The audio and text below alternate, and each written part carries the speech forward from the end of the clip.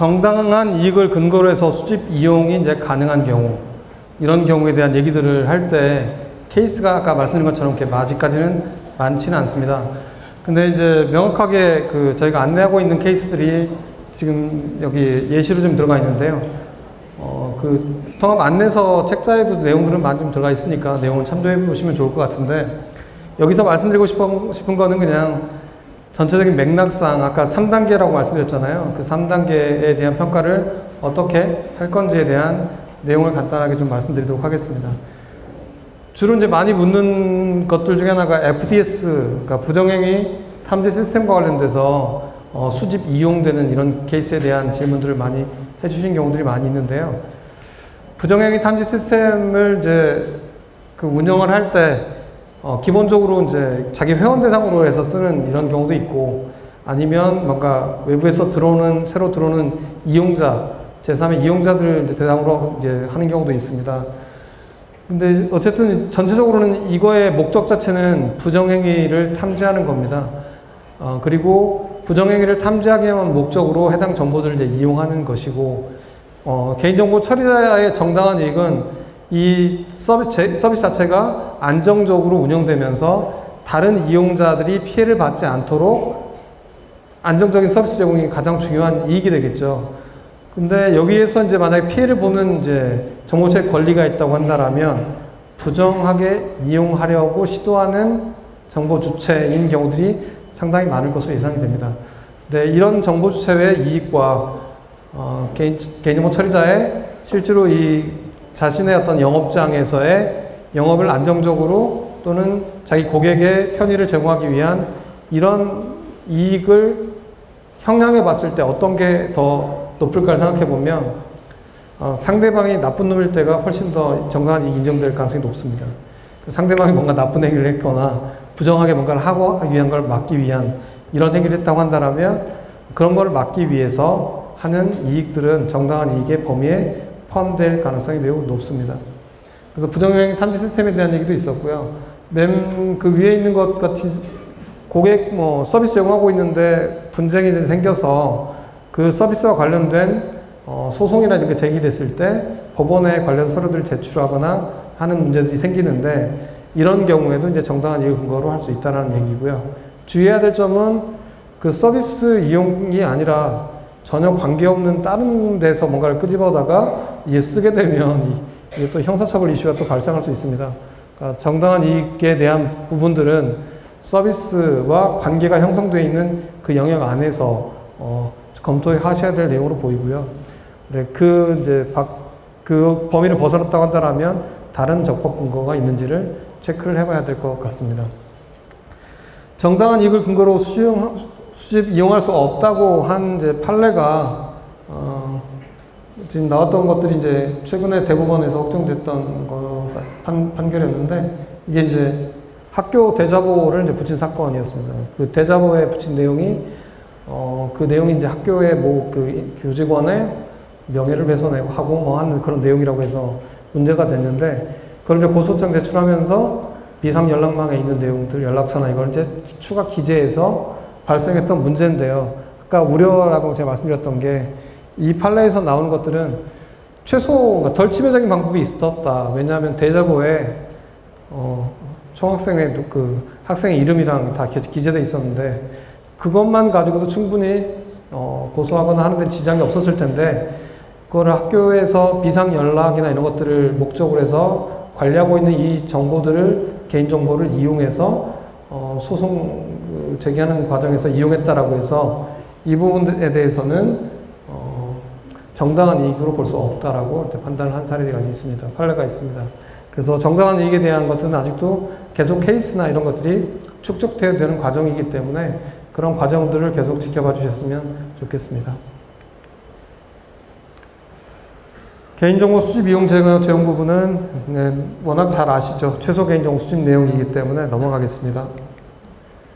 17조에서 체크해야 될 부분들은 고지 의무사항 내용들 다 대동소이합니다.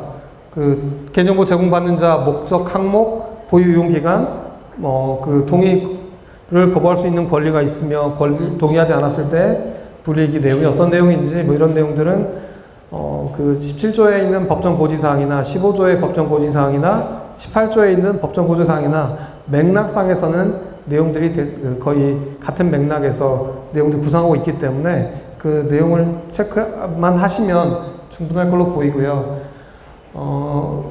여기 17조에서는 여기 아까 말씀드렸던 것처럼 15조에 없는 게 딱 하나 있습니다. 계약 체결 이행.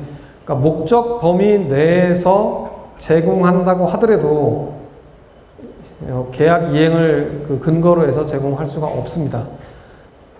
그 현행법은 그렇게 돼 있고요. 근데 이제 그 다음에 나오는 17조 제4항이 있습니다. 17조 제4항은 당초 수집한 목적 범위 내에서 합리적 관련성이 있는 경우라고 한다라면 일정 요건 하에서 추가적인 제공을 할 수 있다라고 안내하고 있습니다. 규정을 하고 있습니다. 대표적인 사례가 다시 이제 정부 주체 모드로 전환하시면 제가 쇼핑몰에서 물건을 구매했어요.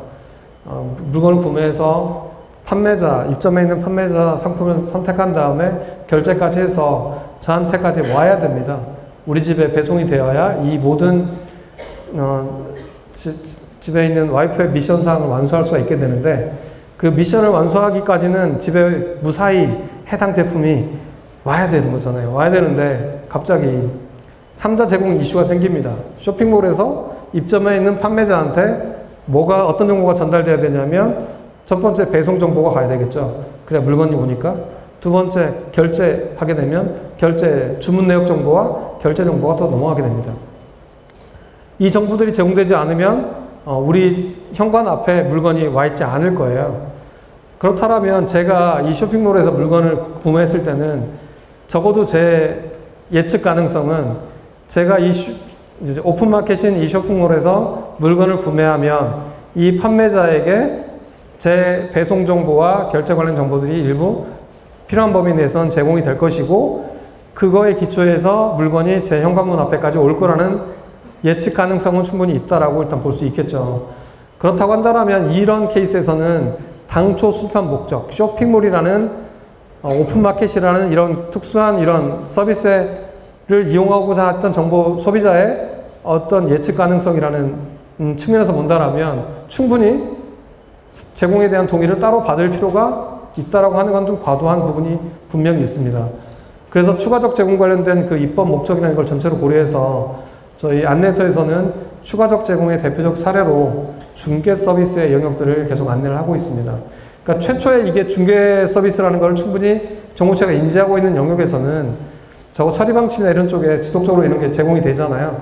우리 서비스의 특성은 제3자한테, 판매자한테 또는 뭐 중개를 해주고자 하는 그 제3자한테 계속 정보들이 제공된다라는 특성에 대해서 명확하게 안내하고 그리고 안전조치나 이런 부분에 대해서도 안내하고 그런 상태에서는 별도의 동의 절차가 없더라도 추가적으로 제공할 수 있다라는 안내를 하고 있으니 해당 내용을 좀 참조해 주시면 좋을 것 같습니다. 이 추가적 제공 관련된 이슈와 연결되어 있는 부분이 아까 여기서 17조에는 계약 체결 이행과 관련된 적법 요건이 없기 때문에 해석론과 입법론을 통해서 그쪽 부분으로 이제 풀어가고 있고요. 말씀드린 것처럼 장기적으로는 17조는 15조하고 통합 정비될 필요가 있다라고 저희도 보고 있고요. 그래서 계속해서 이제 입법적인 개선을 하려고 노력을 할 예정입니다. 자, 방금 계속 말씀드렸던 추가적 이용 제공과 관련된 요건에 대한 얘기입니다. 질문이 또 하나 있습니다. 가끔 이제 질문 들어오는 것들 중에 또 하나가 17조잖아요. 15조고 15조 수집 이용, 17조는 제공입니다.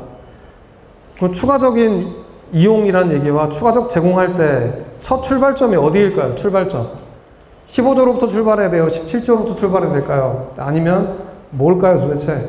근데 최초에 이제 이 조문을 가장 많이 할 때 질문 들어왔던 게 추가적인 거니까 15조는 그러니까 수집 이용은 15조에서 그 다음에 제공은 17조에서부터 출발해야 한다라고 얘기하신 분이 많았습니다. 근데 그 부분이 이제 좀 생각해 봐야 될 부분인 게 15조든 17조든 법률에 사망하고 17조 사항이 있죠. 근데 법률 조문은 똑같습니다. 당초 수집 목적과 합리적으로 관련된 범위 내라고 되어 있습니다. 당초 수집 목적 15조에 대한 얘기를 하고 있습니다. 수집 목적과 합리적으로 관련된 범위 내에서는 추가적으로 이용도 할 수 있고 추가적으로 제공도 할 수 있다라고 규정을 하고 있습니다. 그 심지어 시행령은 조문이 하나입니다. 법률은 15조하고 17조 나눠져 있는데 시행령은 하나 14조의 이익 규정에서 추가적인 이용과 제공을 같이 규정하고 있습니다. 그래서 당초 수집 목적, 최초의 수집한 목적과 합리적 관련성이 있다고 한다면 추가적 이용과 제공 모두 할 수 있다. 근데 조건은 4가지를 종합적으로 고려해야 됩니다. 질문 들어오는 것 중에 또 하나가 이겁니다. 모두 충족해야 되나요? 종합적으로 고려해야 되나요? 아니, 종합적으로 고려하도록 되어 있잖아요. 근데 이거에 대한 이제 물어보시는 분들의 기억이 2020년도에 머물러 있기 때문에 그렇습니다. 2020년도에 법 개정되고 나서 시행령 개정할 때 한참 논란이 있었습니다. 여기에 모두 고려해야 한다라는 규정이 있었고요. 초초한 입법예고안에는 근데 그게 최종적으로 시행령 확정하는 과정에서 종합적으로 고려하는 쪽으로 내용이 바뀌었습니다. 그래서 근데 사실상 내용은 동일해요. 모두 고려해서 판단하라. 모두 충족하라는 얘기가 아니거든요. 근데 어쨌든 종합적으로 고려해야 된다는 같은 얘기긴 하지만 이 4가지 요건이 모두 AND 요건을 모두 충족할 때만 가능하다. 이거 아니고요. 서비스 특성이나 상황에 따라서 아주 다양한 상황이 있을 수 있고 이 요건들 자체가 해당되지 않는 것들도 많이 있습니다. 그래서 그 특수한 상황이나 개별 상황에 따라서 필요한 것들을 검토한 후에 추가적 이용 제공에 대한 판단을 해야 됩니다. 첫 번째는 당초 수집 목적과 관련성이 합리적 관련성이 있는지 여부에 대한 판단이 먼저 있어야 되고요. 근데 당초 수집 목적과 관련성이 있을까? 아까 말씀드렸던 쇼핑몰에서 물건 배송받을 때 판매자한테 주는 거는 목적과 관련성이 있겠죠. 그리고 개인정보를 수집한 정황, 추가적 이용 제공에 예측 가능성이 있는지 여부, 오랜 관행이나 이런 것들을 통해서 우리는 쇼핑몰을 이용하면 물건을 판매하는 쪽에서 저한테 배송을 해준다는 내용에 대해서 어느 정도는 다 예측이 가능할 것이라고 생각을 합니다. 또 정보주체 이익을 부당하게 침해하는지, 침해할까요? 부당하게 침해하는 경우가 사실 없죠. 배송받는 거니까요. 근데 이제 여기서 문제가 생깁니다. 삼자한테 개인정보가 연락처가 넘어가면 그때 그러면 전혀 침해가 발생하지 않을까? 간혹 생기죠. 간혹 정보가 유출되거나 또는 오남용되는 사례들이 간혹 있습니다. 그래서 가명 처리 또는 암호화 등 안전성 확보에 필요한 조치를 했는지 여부, 이 4번째 요건이 그런 경우에 이제 추가적 제공을 통해서 3자한테 갔을 때는 이 가명 처리 또는 암호화 등이라고 되어 있기 때문에 결국은 중요한 건 안전성 확보에 필요한 어떤 조치를 하고 있느냐가 중요합니다. 암호화만 하라는 얘기도 아니고요. 가명 처리만 하라는 얘기도 아닙니다. 그 특수한 상황, 그 상황에서 그러면 어떻게 해야 정보주체 권리를 침해할 가능성을 최소화시키면서 서비스를 계속해서 할 수 있는지에 대한 고민이 필요한 거고, 그에 대한 안전성 확보에 필요한 조치. 대표적으로 우리 택시 서비스 이런 카카오티 이런 서비스나 이런 곳에서의 안심번호 서비스 이런 거 많이 하잖아요. 택배 이런 거 할 때도 안심번호 많이 하고, 이런 조치들이 이 안전성 확보에 필요한 조치 중에 일환으로 보시면 될 것 같습니다. 그래서 이런 내용들이 대한 고민들을 충분히 검토한 후에 추가적으로 뭔가 안전조치가 필요한 사항들에는 보완이나 이런 것들을 한 후에 추가적으로 더 해야 될 게 있습니다. 밑에 있는 건데요. 추가적 이용이나 제공이 계속해서 서비스의 특성상 계속 발생해야 되는 그런 케이스에 대해서는 이거에 대해서 우리는 왜 이렇게 판단했는지에 대한 내용들을 처리 방침에 사전에 공개를 하고 쓸 수 있도록 하고 있습니다. 원래 시행령 23년에 개정되기 전에는 지속적으로 발생하는 경우를 한정되어 있지 않고 모든 경우를 이제 해놨기 때문에 아까 말씀드렸던 쇼핑몰이나 이런 쪽에서의 추가적 이용 제공은 지속적으로 발생하지만 실제로 우리 삶 속에서는 그렇게 지속적으로 하는 경우가 보다도 이례적으로 발생하는 케이스들도 많이 발생할 수밖에 없어요. 근데 그런 케이스에 그러면 처리 방침에 어떻게 공개를 하냐는 거죠. 그래서 그런 문제가 있어서 지속적으로 발생하는 경우에만 처리 방침을 공개하도록 하고, 일회성으로 이용하거나 제공이 필요한 이런 케이스에서는 굳이 미리 처리 방침에 공개하도록 한 내용은 일단 삭제를 했습니다. 그리고 다들 이제 안 보는 부분이 있는데 여기 혹시 CPO 분들도 좀 와 계시는 것 같은데 CPO의 의무사항이 있습니다. 해당 기준에 따라 개인정보의 추가적인 이용을 하고 있는지 여부를 점검하도록 의무를 부여하고 있습니다. CPO 분들 이제 부담감을 가지셔야 되죠.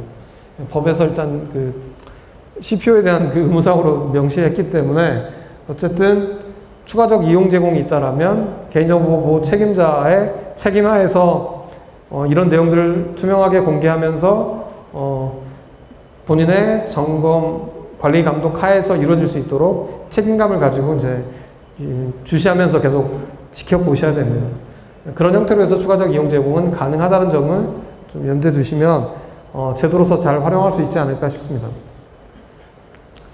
지속적으로 발생하는 경우하고 일회적으로 발생하는 경우를 좀 구분해서 설명해 놨는데요. 내용 쭉 읽어보시면 좋을 것 같습니다. 밑에 일회성으로 발생하는 부분들은 주로 EU 쪽에서 주로 많이 얘기하고 있는 케이스들이고요. 맨 밑에 있는 거는 이제 약간 오해하시는 분들이 계십니다. 이 사례가 근로자 경력증명 같은 경우에는 취업규칙에 따라서 3년 동안은 이제 경력증명서 발급하는 할 수 있도록 돼 있고, 근데 3년 지나면 이제 경력증명 다 할 수 있는 거 다 지워버리고 그러면 할 수는 없잖아요. 근데 퇴직하신 분들이 그래도 경력증명서를 확인서를 써달라고 하시는 분들이 계시기 때문에 그런 경우에는 법령이나 이런 거에 따라서 갖고 있는 정보들, 이런 정보들이 있어서 그런 걸로 확인할 수 있는 부분이 있으면 그런 정보를 토대로 해서 경력증명서를 발급해주는 이런 영역까지는 추가적 이용 형태로 해서 충분히 구성할 수 있을 걸로 판단이 됩니다.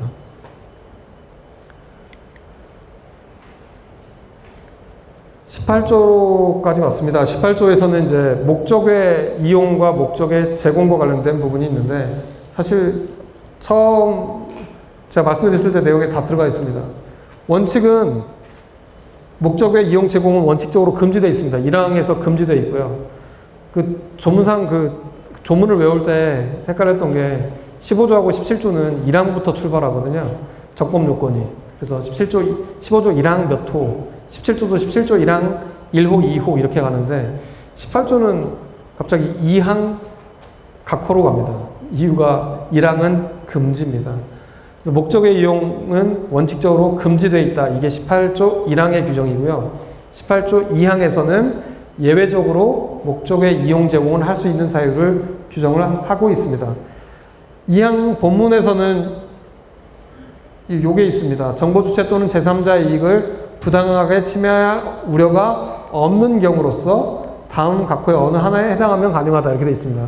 그래서 18조에 해당될 수 있으려면 이 앞부분 이게 공공기관에서 이거 어떨 때 가장 많이 쓰냐면 주기 싫을 때 많이 씁니다. 누가 요구를 했고 특히 이제 그 감사기관이나 또는 그 국회나 이런 쪽에서 국회법이나 감사법이나 아니면 이렇게 법률에 따라서 뭔가 요청하는 경우들이 있어요. 근데 그런 경우에 정보 주체 또는 3자의 이익을 부당하게 침해할 우려가 있다라는 이유로 해서 제공하지 못한다라고 소명하시는 분들이 많이 계십니다. 근데 그게 그 내용 자체에 검토가 맞다라면 적정하게 해석한 걸로 볼 수 있고요.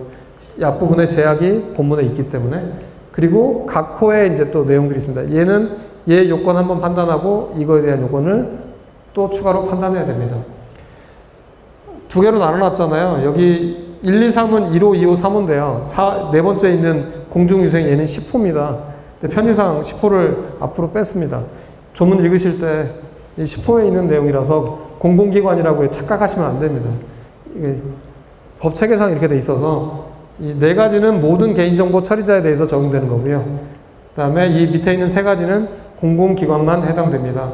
그러니까 공공기관만 해당되는 부분들이라서 일반 기업들 같은 경우에는 이 밑에 있는 그 근거를 이유로 해서 처리할 수가 없습니다. 삼자 제공할 수 없고요. 그리고 보통은 이제 범죄 수사나 공소 유지 제기 같은 경우에는 공공기관은 이 근거에 따라서 제공을 하고 있고요.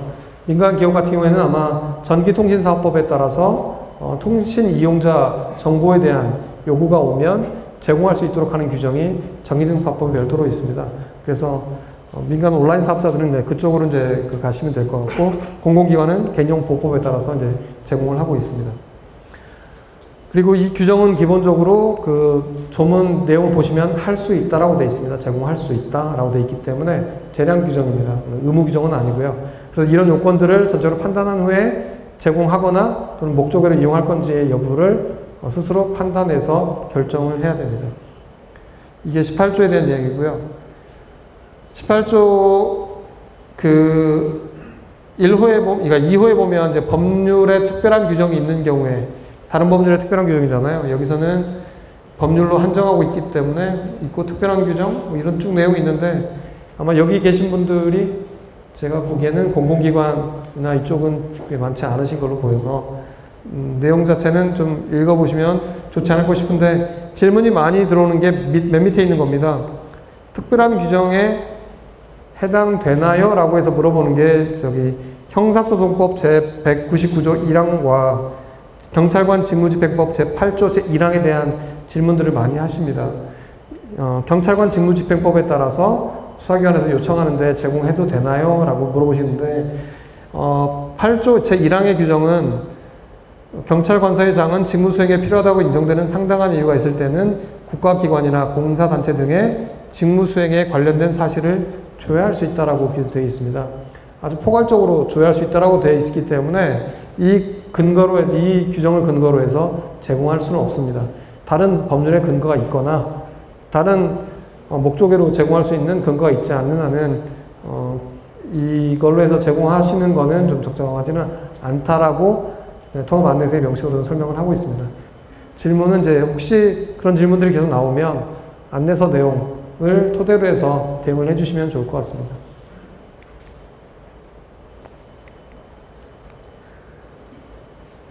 그리고 참고사항으로 이제 좀 현재 좀 많이 애로사항이 있는 부분에 대한 것들을 좀 정리해서 이번에 새롭게 안내를 했습니다. 윗부분에 있는 3자 제공 관련된 동의받을 때 법정 고지사항에 대해서는 기존에 알기 쉬운 동의 안내서라고 들어보셨을 분이 계시겠죠. 계실 거라고 믿습니다. 예. 동의 안내서가 21년도에 이제 일반에 이제 공개가 됐고, 이번에 통합 안내서 만들면서 동의 안내서는 이제 폐지됐습니다. 폐지됐고 더 이상 이제 유효하지는 않는데, 거기 안에 계속해서 안내했던 내용입니다. 3자 제공을 해야 되는데, 예를 들어서 들어온 것처럼 차량 호출 앱, 만약에 카카오 택시를 이제 맨날 저희는 이제 공무 통해서 부르게 되는데, 호출할 때 택시 기사분이 계속 바뀌잖아요. 근데 기사분한테 제 정보가 가잖아요. 그때마다 그 기사분의 이름과 구체적으로 그 이름과 이런 내용들을 3자 제공 동의 받으면서 명시를 해야 될까요의 문제가 있는 거죠. 실제로 그런 케이스에는 바람직하지도 않고, 그러니까 정보주한테, 그러니까 이용자한테 알려줘야 될 정보는 이 내 정보가 내가 이걸 카카오 T를 이용하면 이 정보가 택시 기사분께 제 정보가 전달이 되고 택시가 저한테 온다는 이걸 알면 되잖아요. 이 전체적인 유형과 맥락에 대한 얘기를 알려주기만 한다라면 법정 고지사항을 이행한 것으로 볼 수 있다라는 안내를 하고 있고요. 근데 얘는 이제 동의받을 때에 대한 얘기라서 오해하지 말아셔야 될 거는, 얘는 아까 전에 얘기했던 추가적 제공 이슈와도 연결됩니다. 추가적 제공으로 구성할 수도 있고요. 이렇게 동의를 받아서 할 수도 있습니다. 근데 동의를 받을 때는 택시기사 이름을 명시한 다음에 동의받는 거는, 그것까지 얘기하는 건 아니라는 걸 명확하게 말씀드린 거고요. 이거는 이제 명확한 사례에 대한 말씀인 건데, 실제로 서비스를 하시면서 그 과정에서 되게 많아요. 특정할 수 없는 게, 제공받는 제3자를 특정할 수 없는 것들이 많기 때문에, 그런 경우에는 어떤 맥락에서 왜 제3자한테 이런 정보를 제공해야 되는지에 대한 상황, 특별한 사정이나 3자 유형, 이런 부분들을 명확하게 알려주고 동의를 받는 것도 가능하다라고 기존에 안내는 해왔습니다. 추가적으로 더 추가된 게 있습니다. 이번에는 위탁과 관련된 겁니다. 상황은 똑같습니다. 3자한테 제공되는 건 똑같습니다. 3자 제공이고 얘는 위탁입니다. 근데 업무 위탁 같은 경우에도 똑같이 그 업무 특성상 수탁자가 계속해서 변경되는 경우들이 많습니다. 그리고 워낙 많고 변경되고 이런 경우에 그럼 매일매일 수탁자를 계속해서 업로드해야 되고 바꿔야 되고 계속 그런 이상한 상황이 계속 될 수 있기 때문에 이런 그 특수한 상황이 있다고 한다면 그런 특별한 사정에 대해서도 안내를 하고 그리고 여기 공개해야 될 사항, 처리 방침에 공개할 사항은 위탁 업무의 내용과 수탁자에 대해서 공개하도록 하고 있습니다. 수탁자를 공개해야 되기 때문에 원칙적으로는 수탁자를 명시해서 공개하는 게 원칙입니다. 하지만 수탁자를 특정할 수 없거나 너무 자주 변경되거나 너무 대규모 이런 케이스에 대해서는 그 사정에 대해서 명확하게 안내하고 처리 방침에 공개하는 것도 가능하다라고 해서 안내하고 있으니까 이런 부분도 같이 참고하셔서 운영을 하시면 도움이 될 거라고 생각이 됩니다. 그리고 19조로 이제 넘어오겠습니다. 19조는 사실 우리 현장에서는 그렇게 많이 사용되지는 않습니다. 사용되지는 않는데 19조에 대한 부분들은 주로 형사처벌 때 많이 쓰입니다. 형사처벌 당할 때. 그래서 여기 제공하는 자, 그러니까 여기 19조의 내용은 개인정보 처리자로부터 개인정보를 제공받은 자를 규정하고 있습니다. 그래서 목적 범인의 제공에 대해서는 17조 요건을 충족해야 되고요. 목적 외에는 18조인데 이렇게 충족한 다음에 제3자한테 개인정보를 제공하게 되면 제공받은 자는 법적으로는 목적 외 용도로는 이용할 수 없습니다. 그리고 3자 제공도 금지되어 있습니다. 예외는 별도로 동의를 받거나 다른 법률에 특별한 규정이 있는 경우에만 예외를 허용하고 있습니다. 근데 이제 기본적으로 요즘은 형벌 관련해서 판례가 계속 나오고 있습니다. 적어도 이제 수탁자나 개인정보 취급자 같은 경우에는 제공받은 자에 포함되지 않는다라는 명시적인 판례도 계속 나오고 있기 때문에 참고로 보시면 될 것 같고요. 해당 판례는 이 판례입니다. 이 판례와 기사에서 많이 보셨던 수능감독관 판례 이 두 가지가 관련되어 있습니다. 이거는 재판 사무를 수행하는 법원에서 재판 업무를 하면서 이 밑에 보면 그 소송 관련된 소송 서류를 송달해 주잖아요. 서류 송달해 주면 송달해주는 서류 안에 상대방의 뭐 연락처나 뭐 주민번호나 이런 게 뭐 개인정보가 일부 적혀 있게 되는데 이제 이것들을 이제 제3자한테 제공했던 건이 문제가 됐던 건데 법원에서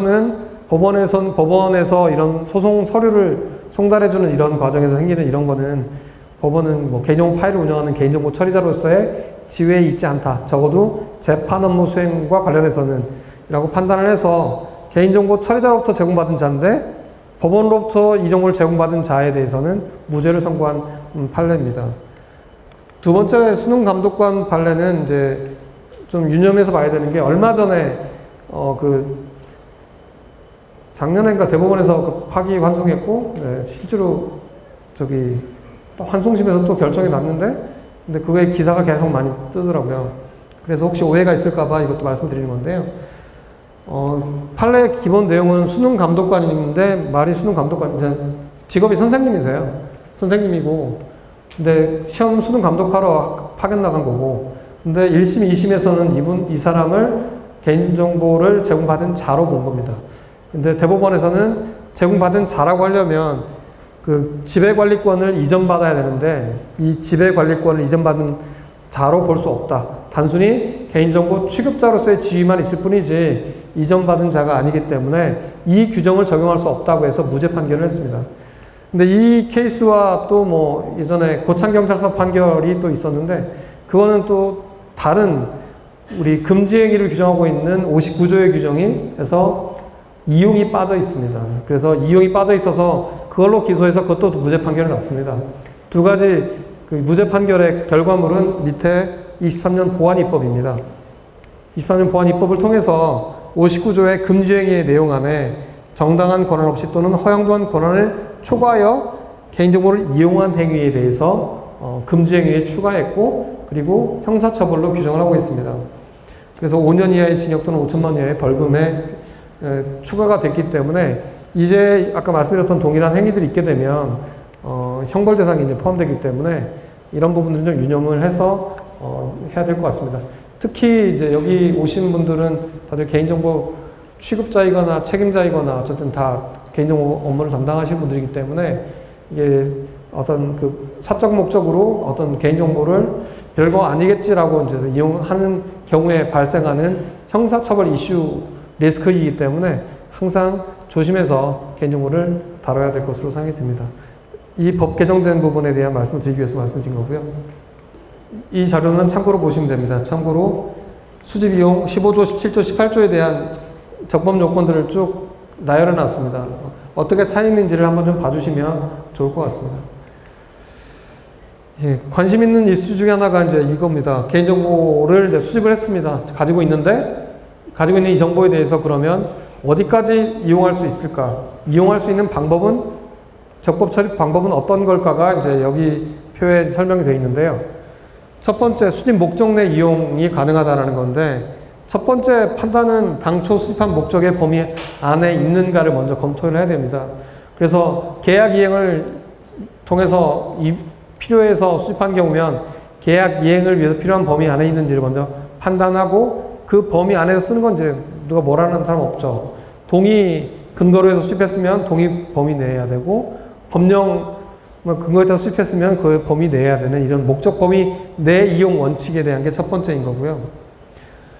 그리고 이제 첫 번째에서 많이 고민을 해야 되는 부분들은 아까 6호에 있는 정당한 이익 관련돼서는 쓸 수 있을지 없을지를 많이 고민을 해야 될 걸로 보이는데, 사실 정당한 이익보다는 일정한 조치 후에 쓸 수 있는 추가적 이용 쪽이 좀 더 검토하기엔 좀 더 수월하지 않을까 하는 생각이 들긴 하는데, 그것들은 개별 상황에 따라서 정당한 이익이나 또는 추가적 이용 쪽에 어느 쪽으로 갈 건지를 판단해 보셔야 될 것 같습니다.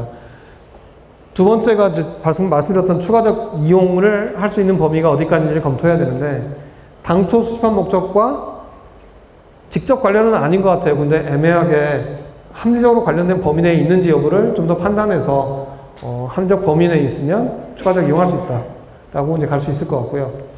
수집 목적 외 이용 같은 경우에는 익명, 가명 처리를 통해서 과학적 연구 목적으로 쓸 수 있으니까 그쪽으로는 쓸 수 있겠죠. 가명 정보에 대해서는. 근데 그게 안 되면 18조나 아니면 민감정보 이쪽 관련해서는 동의나 법률 근거, 요건을 충족하지 않으면 쓸 수가 없습니다. 이 체계에서 쓸 수 있는 하고 플러스, 그러니까 김일동 원장님 말씀하셨던 것 중에 규제 샌드박스 제도가 있습니다.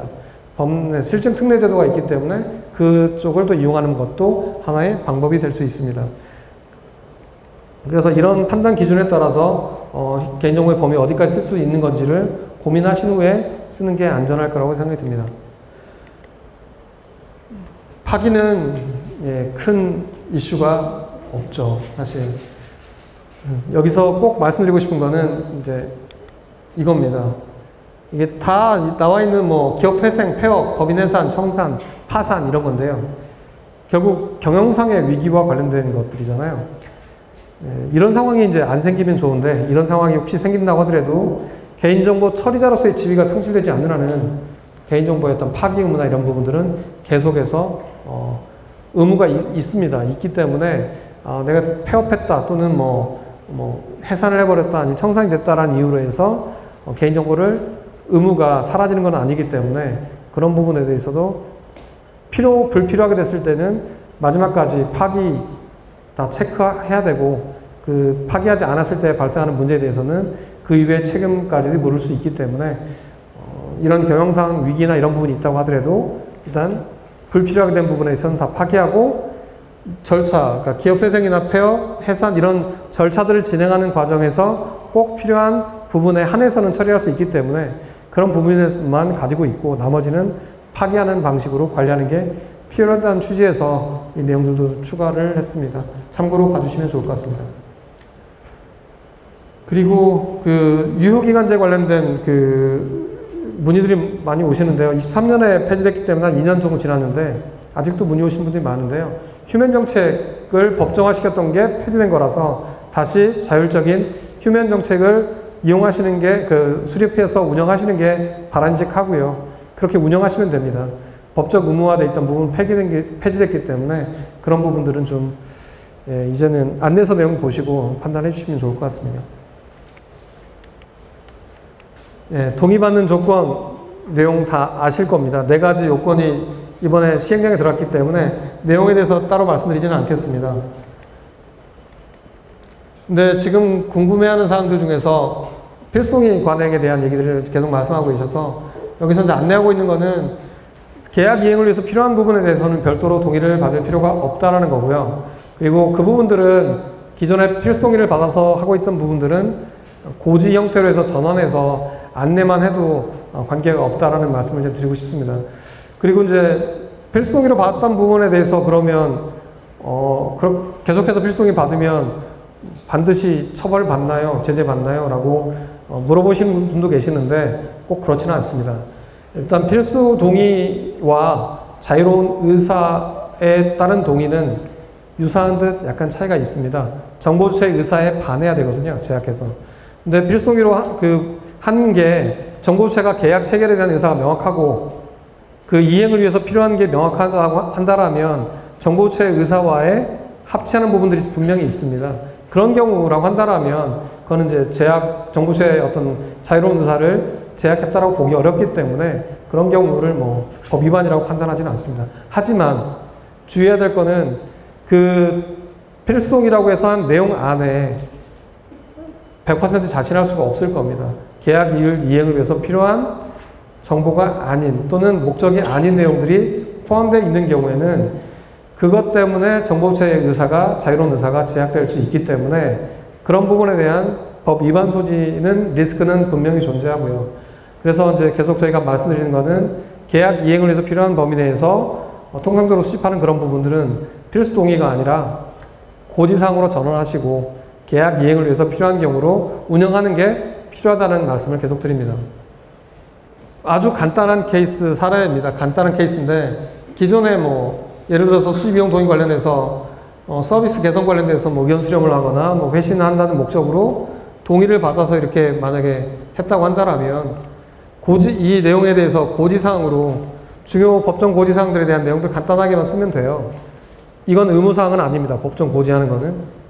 네, 이게 이렇게 알려주면 정보주체의 계약 이행을 위해서 필요한 경우에 있어서의 예측 가능성을 매우 높일 수 있기 때문에 이런 형태의 고지를 해주면 계약 내용 안에 이게 포함되잖아요. 이건 간단한 내용이라서 이런 내용들은 복잡한 계약 같은 경우에는 확장해서 수정해서 고지를 하면 될 거고요. 기존의 법정 고지사항을 통해서 동의를 받고 있으면 그 내용을 고지사항으로 전환시켜도 이제 무방할 것으로 보이긴 합니다. 그래서 이런 기존의 필수 동의 관행은 굳이 꼭 필요한 경우가 아니라고 한다라면 고지 형태로 전환하시거나 아니면 그냥 알려주시는 이런 형태로 전환하시기를 계속해서 안내 드리고 연말까지는 계속해서 말씀드리려고 합니다. 근데 항상 조심해야 될 게 있습니다. 항상 계약 이행을 위해서 필요한 경우에 라고 절대 자신할 수 없으실 겁니다. 그 안에 있는 내용들이 검토해야 되고요. 계약 이행에서 필요한 경우가 아닌데도 필수 동의를 강제한다라고 한다라면 그 부분에 있어서는 문제 소지가 있다는 점을 좀 염두에 두시고 개선하기 위한 작업들을 같이 머리 맞대고 고민을 해 나가야 될 것 같습니다. 그리고 지금 말씀드렸던 내용들에 대한 내용들이 쭉 언급이 되어 있습니다. 그래서 계약 이행을 위해서 필요한 경우와 그 밖의 내용이 섞여 있으면 좀 분리하기 위한 노력들을 하라는 그런 내용으로 안내가 되어 있습니다. 그리고 민감정보, 고위식별정보 같은 경우에는 두 가지로 구분되어 있습니다. 민감정보, 고위식별정보는 계약 조건 자체가 없기 때문에, 요건이 없기 때문에 이게 없으면 서비스 자체가 이행 안 되는 이런 케이스들이 있습니다. 그런 케이스들에 대해서는 충분히 알리고 동의를 받아서 가야 될 거고요. 근데 그 서비스 특성과 관계없이 요구하는 경우들은 그런 경우에는 자유로운 의사에 따라 별도 동의를 받도록 해야 됩니다. 그래서 이런 부분에 대해서 체크를 해주시면 좋을 것 같고요. 아동 관련 부분은 내용 보시면 되고 민감정보도 특별한 사항은 사실 없습니다. 민감정보 여기서 추가 안내한 내용 중에서 민감정보 중에서 생체 인식정보에 대한 해석 내용들 좀 안내한 게 있는데 추가로 보시면 좋을 것 같습니다.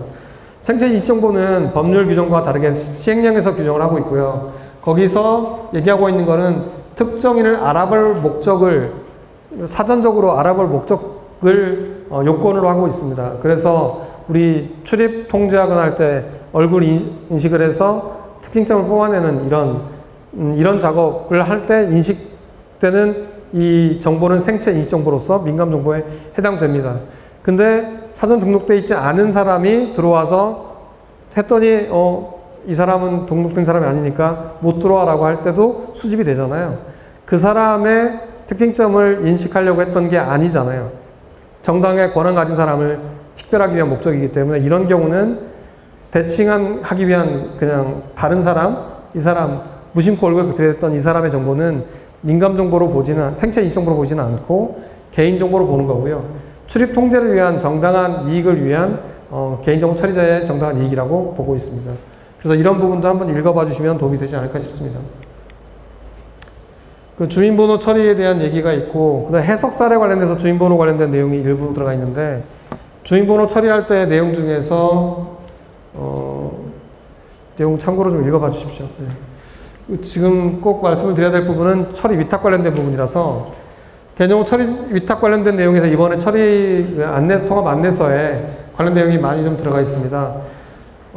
기본적으로는 큰 맥락은 이렇게 이해해 주시면 좋을 것 같습니다. 일단 계약서 문서로 하도록 하고 있잖아요. 위탁 계약을 문서로 하도록 하고 있습니다.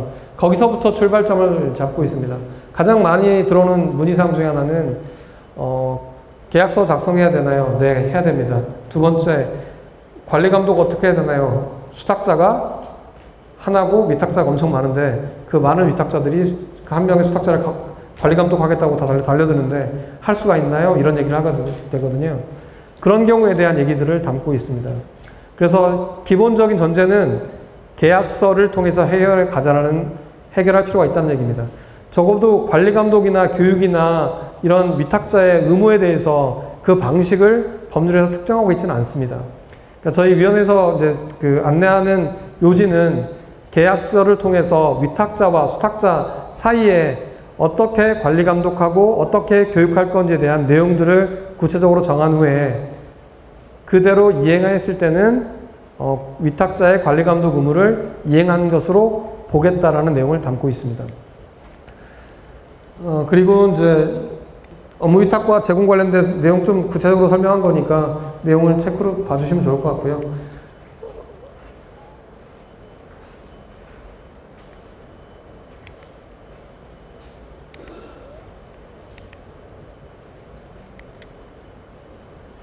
그래서 여기 지금 교육하고 관리감독 얘기가 제일 많이 나오시기 때문에 일단 그 위탁 계약서를 그러니까 양식을 지금 통합 안내서에 추가시켜 놨습니다. 그 양식을 참고하셔서 상황에 맞게 활용하시면 되고요. 그 안에 관리감독이나 교육에 관련 사항들도 예시로 담고 있기 때문에 만약에 대규모 전문 수탁자로서 많은 위탁자를 관리해야 되거나 어려운 사항이 있다고 한다면 거기에 맞게 운영하면 될 것 같고, 그리고 이제 관리 감독 같은 경우에도 그 ISMS-P나 이런 것들 정기적으로 매년 현장 점검을 계속 받잖아요.